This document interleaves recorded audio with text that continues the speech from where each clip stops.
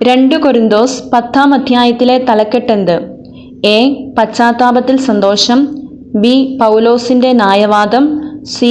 ഉദാരമായ ദാനം. ഉത്തരം: പൗലോസിന്റെ ന്യായവാദം. അടുത്തായിരിക്കുമ്പോൾ വിനീതനും അകന്നിരിക്കുമ്പോൾ തന്റേടിയുമെന്ന് കൊരിന്തോസുകാർ കരുതുന്നതാരെയാണ്? എ. തീത്തോസിനെ. ബി. തിമോത്തിയോസിനെ. സി. പൗലോസിനെ. ഉത്തരം: പൗലോസിനെ. 2 കൊരിന്തോസ് 10-ാം അധ്യായം 1 സമാനമായ വചനഭാഗം ഏത്? എ. 2 കൊരിന്തോസ് 10:10. ബി. സങ്കീർത്തനം 112:2. സി. 2 കൊരിന്തോസ് 9:1. ഉത്തരം: 2 കൊരിന്തോസ് 10:10. ഞങ്ങൾ ജീവിക്കുന്നത് ജഡത്തിലാണെങ്കിലും എന്തല്ല ഞങ്ങൾ നടത്തുന്നത്? എ. വിനയതയല്ല. ബി. ജഡിക പോരാട്ടം. സി. ലൗകികമായ പോരാട്ടം. ഉത്തരം: ജഡിക പോരാട്ടം. ഞങ്ങൾ ജഡിക പോരാട്ടമല്ല നടത്തുന്നത് എന്ന് പൗലോസ്ലീഹ പറയുന്നത് എന്തുകൊണ്ട്? എ. സമരായുധങ്ങൾ ജഡികമല്ലാത്തതുകൊണ്ട്. ബി. ഞങ്ങൾ ദൈവത്തിൽ നിന്ന് ആയതുകൊണ്ട്. സി. ജഡികരായതുകൊണ്ട്. ഉത്തരം: സമരായുധങ്ങൾ ജഡികമല്ലാത്തതുകൊണ്ട്. സമരായുധങ്ങൾ ജഡികമല്ലെങ്കിൽ അവ എങ്ങനെയുള്ളതാണെന്നാണ് പൗലോസ്ലീഹ പറയുന്നത്? എ. ദൈവിക ശക്തിയുള്ളതാണ്. ബി. അവ വിശുദ്ധമാണ്. സി. ദുർഗമങ്ങളായ കോട്ടകൾ തകർക്കാൻ ദൈവത്തിൽ അവ ശക്തങ്ങളാണ്. ഉത്തരം: ദുർഗമങ്ങളായ കോട്ടകൾ തകർക്കാൻ ദൈവത്തിൽ അവ ശക്തങ്ങളാണ്. പൗലോസ്ലീഹ എല്ലാ ചിന്താഗതികളെയും കീഴ്പ്പെടുത്തുന്നത് എന്തിനു വേണ്ടിയാണ്? ക്രിസ്തുവിനെ അനുകരിക്കേണ്ടതിന്. ബി. ദൈവത്തെ മഹത്വപ്പെടുത്താൻ. സി. ദൈവശക്തി വെളിപ്പെടുത്താൻ. ഉത്തരം: ക്രിസ്തുവിനെ അനുകരിക്കേണ്ടതിന്. ആരെങ്കിലും താൻ ക്രിസ്തുവിനുള്ളവനാണെന്ന് ദൃഢമായി വിശ്വസിക്കുന്നെങ്കിൽ അവൻ എന്തു മനസ്സിലാക്കണമെന്നാണ് പൗലോസ്ലീഹ പറയുന്നത്? എ. അവൻ ക്രിസ്തുവിൻ്റെ അനുയായിയാണെന്ന്. ബി. ക്രിസ്തുവിൻ്റെ സ്നേഹം അവനിലുണ്ടെന്ന്. സി. ഞങ്ങളും അവനെപ്പോലെ ക്രിസ്തുവിനുള്ളവരാണെന്ന്. ഉത്തരം: ഞങ്ങളും അവനെപ്പോലെ ക്രിസ്തുവിനുള്ളവരാണെന്ന്. കർത്താവ് ഞങ്ങൾക്ക് അധികാരം നൽകിയിരിക്കുന്നത് എന്തിനാണെന്നാണ് പൗലോസ്ലീഹ പറയുന്നത്? എ. നിങ്ങളെ സ്നേഹിക്കാൻ. ബി. നിങ്ങളെ പടുത്തുയർത്താൻ. സി. നിങ്ങൾക്ക് നന്മ ചെയ്യാൻ. ഉത്തരം: നിങ്ങളെ പടുത്തുയർത്താൻ. കർത്താവ് ഞങ്ങൾക്ക് അധികാരം നൽകിയിരിക്കുന്നത് എന്തിനല്ല എന്നാണ് പൗലോസ്ലീഹ പറയുന്നത്? എ. നിങ്ങളെ നശിപ്പിക്കാനല്ല. ബി. നിങ്ങളെ പടുത്തുയർത്താനല്ല. സി. നിങ്ങളെ കുറ്റപ്പെടുത്താനല്ല.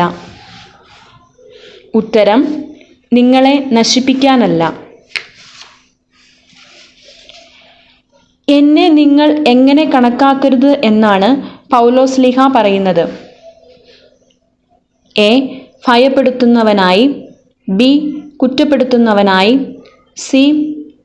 ലേഖനത്തിലൂടെ നിങ്ങളെ ഭയപ്പെടുത്തുന്നവനായി. ഉത്തരം: ലേഖനത്തിലൂടെ നിങ്ങളെ ഭയപ്പെടുത്തുന്നവനായി. പൗലോസ്ലീഹായുടെ ലേഖനങ്ങൾ എങ്ങനെയുള്ളതാണെന്നാണ് ചിലർ പറയുന്നത്? എ. ഈടുറ്റതും ശക്തവും. ബി. ദൈവഹിതപ്രകാരമുള്ളത്. സി. തീഷ്ണതയുള്ളത്. ഉത്തരം: ഈടുറ്റതും ശക്തവും.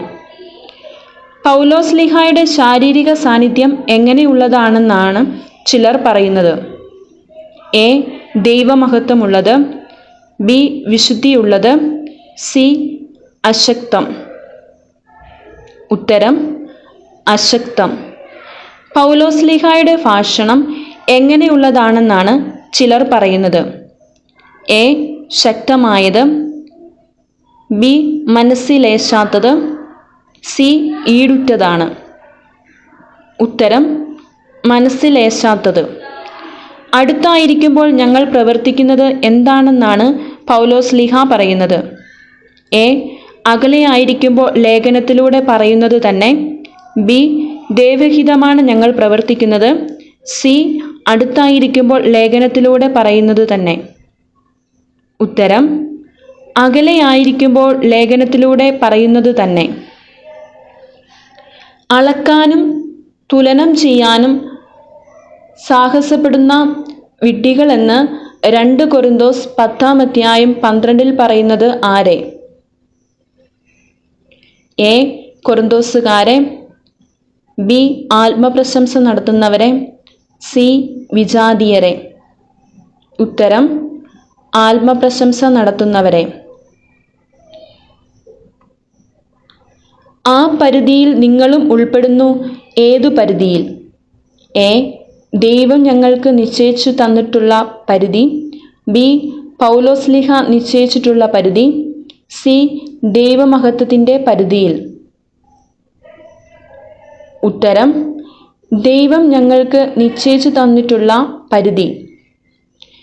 നിങ്ങളുടെ ഇടയിൽ ഞങ്ങളുടെ അധികാര മണ്ഡലം എന്തനുസരിച്ച് വികസിക്കുന്നു എന്നാണ് പൗലോസ്ലീഹ പ്രത്യാശിക്കുന്നത്?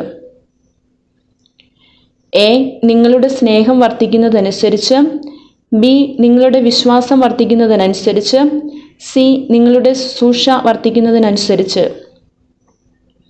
ഉത്തരം നിങ്ങളുടെ വിശ്വാസം വർദ്ധിക്കുന്നതിനനുസരിച്ച്.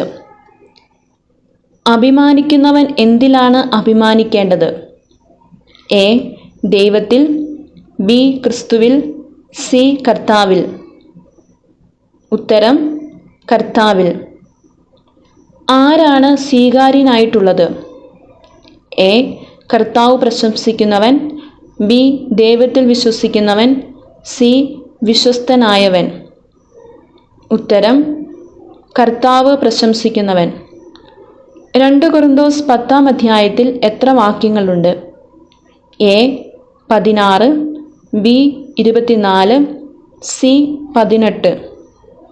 ഉത്തരം 18.